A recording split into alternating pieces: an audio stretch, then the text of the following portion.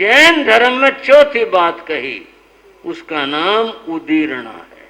क्या नाम है? हाँ जी, क्या नाम है? उदीर्ण। उदीर्ण उसे कहते हैं जो कर्म सत्ता में पड़े हुए थे और उन्होंने फल देना था आगे जा करके। उनके पकने में, जैसे किसी भी फल के पकने में समय लगता है, उनके भी पकने में, उदय में आने में समय लगना था।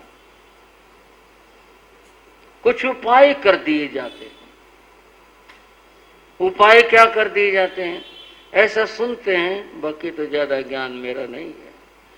कि ये जो फल पकाने वाले होते हैं, कच्चे फलों को लेकर के कमरे में रख देते हैं और कुछ मसाला, कोई चीज, कुछ अग्नि वगैरह, अंगीठी, कोई इस तरह का प्रयोग करते हैं। कमरा बंद कर दिया, कमरे में गर्मी पैदा करे।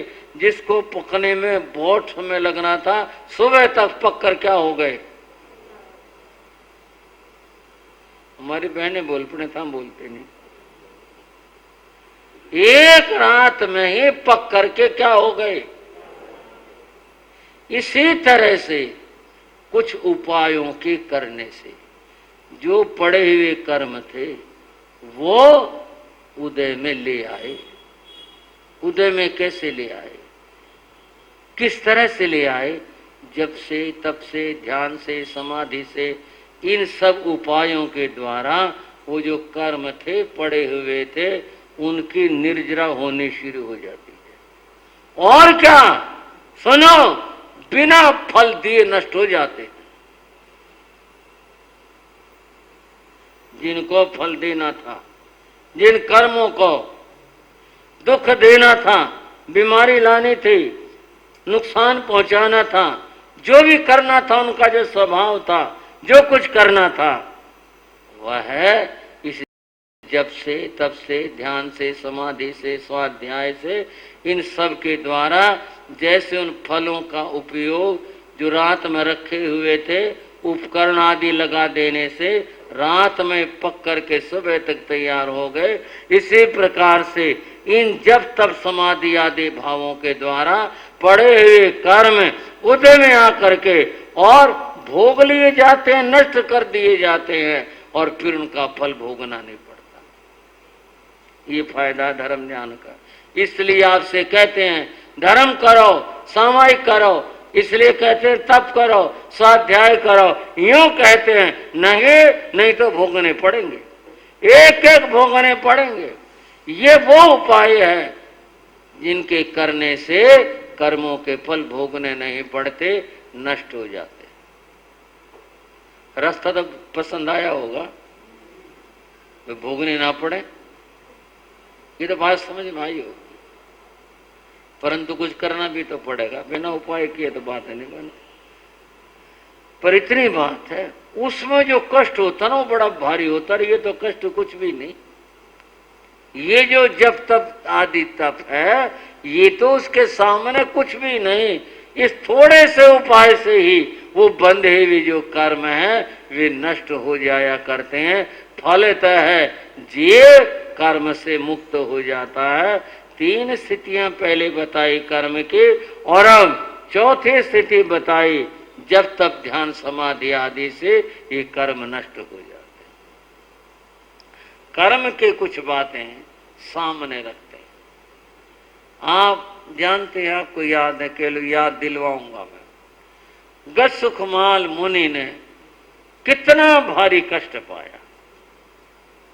क्यों भाई, इससे ज्यादा कोई कल्पना हो सकती है? कितना भयंकर, कितना दुस्सह है, कितना भयंकर कष्ट उन्होंने भोगा।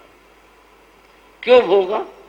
लोग कहीं इस जन्म में तो उन्होंने कुछ ऐसा किया नहीं था, ठीक बात। इस जन्म में उन्होंने कुछ ऐसा किया नहीं था, लेकिन ये कर्म का खाता इसी जन्म का तो नहीं, जन्म और जन्मांतरों का है।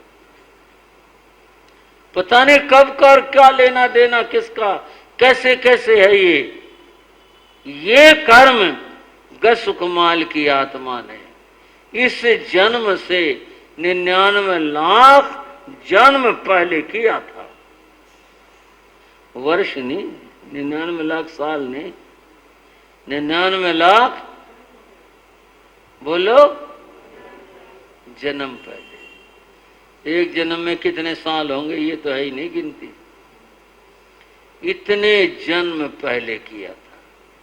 और कथा तो आपको पता है, जो कुछ उन्होंने किया था उस समय कर्म किया था, कर्म बंधा, बड़ी खुशी मनाई थी, कांटा निकल गया, बड़ा ठीक हो गया, बहुत अच्छा हो गया, खुशी मनाई थी। और बंधु वो वहां का तब का बंधा हुआ कर्म चलता हुआ आया और आते आते यहां तक आया और फिर यहां करके भोगना पड़ा। ये यूं भोगने पड़ते हैं। कर्म भोगे बिना छुटकारा नहीं, बांधा बिन भुगते नहीं, बिन भुगत्या न छुड़ाए। बिना बांधे तो कोई भोगना नहीं पड़ता, और जो बांध लिया बिना भोग के छुटकारा नहीं। छुटकारा एक ही है जो मैंने अभी बताया, अगर वो उपाय किया जाए तो छुटकारा है, अन्यथा नहीं है। आप ही करता भोगता, आप ही दूर कराए। खुद करने वाला है जीव, खुद भोगने वाला है जीव, और अगर दूर होगा, दूर किया जाएगा तो यह भी अपने आप से किया जाएगा, अन्यथा छुटकारा नहीं। कर्म की बात को समझ आई आपको? किस तरह से कर्मों का मामला है? भगवान महावीर ने कहा ये पुण्य रूप से और पाप रूप से दो प्रकार के होते हैं। पाप और पुण्य की बात और थोड़ी सी समझ लेते हैं। पाप क्या चीज है? पाप है पातयति आत्मानम नरकादिषु इति पाप, जो आत्मा का पतन करे। क्या करे? आत्मा का पतन करे, नरक आदि दुर्गतियों में डाले, ऐसे भयंकर जगहों पर, उसको पाप कहते हैं। जो आत्मा का पतन करे। बंधुओं, पाप करने से आत्मा का पतन होता है, ये तथ्य है। पर ये भी तथ्य है, पाप का तो विचार आते ही पतन शुरू हो जाता है। जीव का, व्यक्ति का, आत्मा का पतन शुरू हो जाता है। जहां पाप का ख्याल आया और पाप किया, पतन हो जाता है। और बंधुओं, पुण्य क्या चीज है? पुनाति आत्मानम, जो आत्मा को पवित्र कर दे, जिसका ख्याल और विचार आते ही खुशी छा जाए, जिसका विचार आते ही आत्मा उन्नति करे, उसको पुण्य कहते हैं। जो पवित्र बना दे उसे पुण्य कहते हैं। ये पाप और पुण्य का भेद है। जरा इस बात को समझ लेते हैं। कहानी में प्रसिद्ध है, कई बार सुनाई जाती है, आपने सुनी होगी। बंधुओं, प्रसंग रामायण का। रामायण का प्रसंग यह है कि शूर्पणखा राम लक्ष्मण के पास से लज्जित हो करके रावण के पास आई थी, और रावण ने उसका हाल देखा, बोले ये क्या हुआ? उसने बताया कि ऐसे ऐसे जंगल में वहां दो आदमी आए हुए हैं, उन्होंने इस तरह से कर दिया। वैदिक रामायण में ना काट दी, यहाँ जैन परंपरा में काम लज्जित शर्मिंदा कर दिया, ऐसे कर दिया। रावण बोला तो वहां गई क्यों थी, क्या करने गई थी? उसने बताया कि अपने बेटे का खाना लेके गई थी, जो कुछ था। रावण ने खा ध्यान नहीं दिया। शूर्पणखा बोली, आप इतने बड़े हो, इतने बलवान हो, आप उनको दंड दो। बोले तू खाम खाए वहां गई और लड़ाई करवाने की बात कर रही है। शूर्पणखा ने देखा बात बनी नहीं, उसने दूसरा रास्ता अपनाया।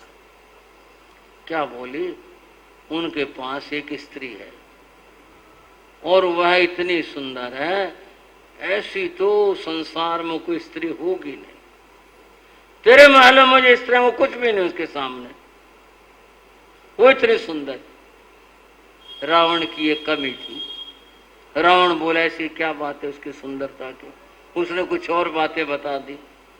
आखिर रावण इस बात के लिए तैयार हुआ अपने मन में कि वह इतनी सुंदर स्त्री है तो उसे प्राप्त करे और अपने महलों में ले आए।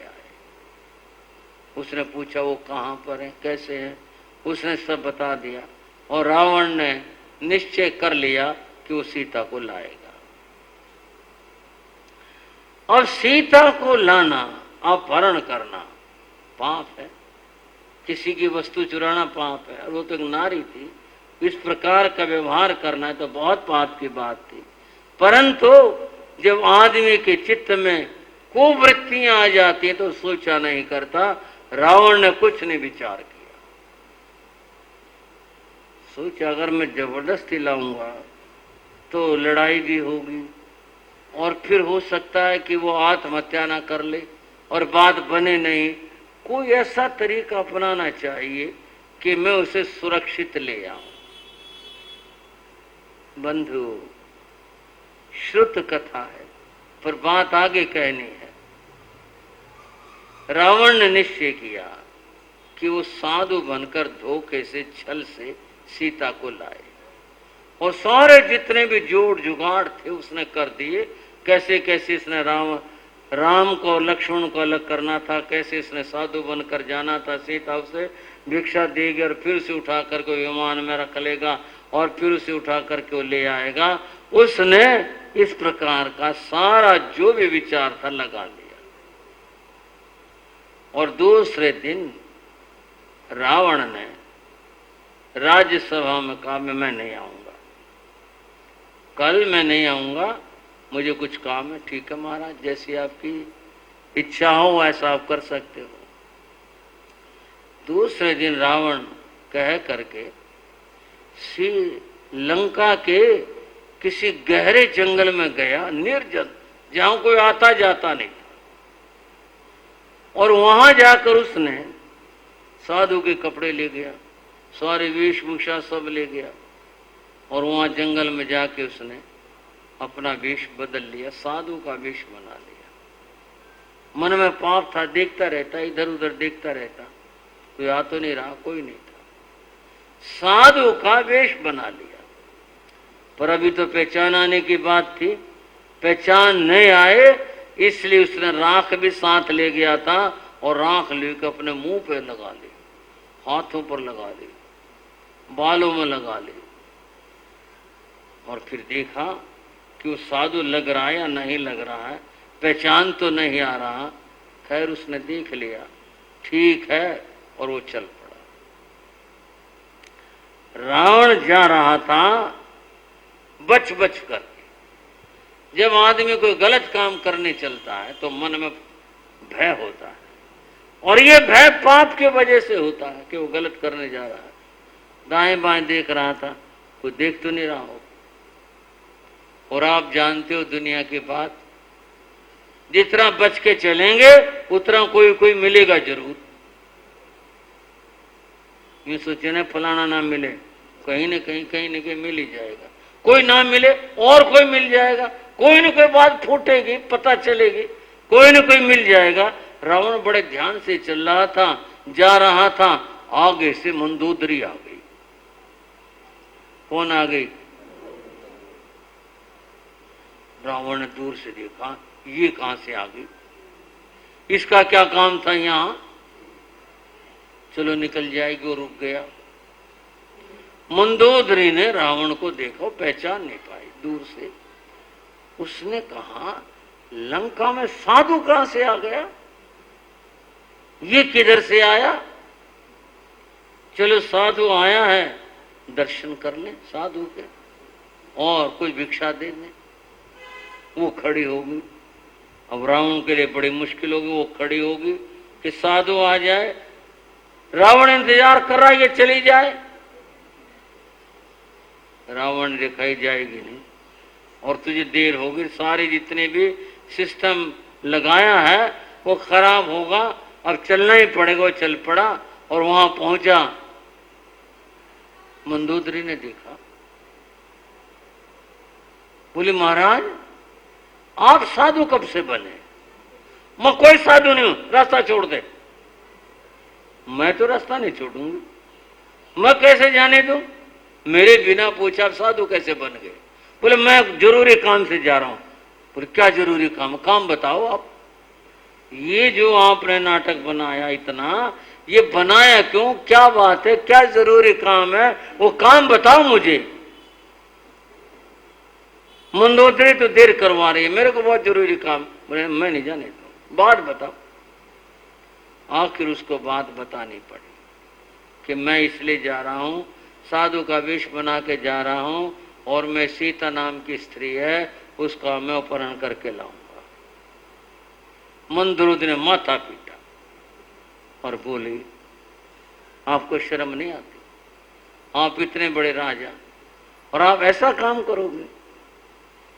नहीं नहीं, मैंने सोच लिया, मैं अपना काम जरूर करूंगा, मेरे काम में कोई रुकावट मत है। मेरी बात सुनो, मेरी बात सुनो पहले। किसी स्त्री का अपहरण करना महापाप है, पाप नहीं महापाप है, और आप ये पाप करने जा रहे हो। सुनो मेरी बात को।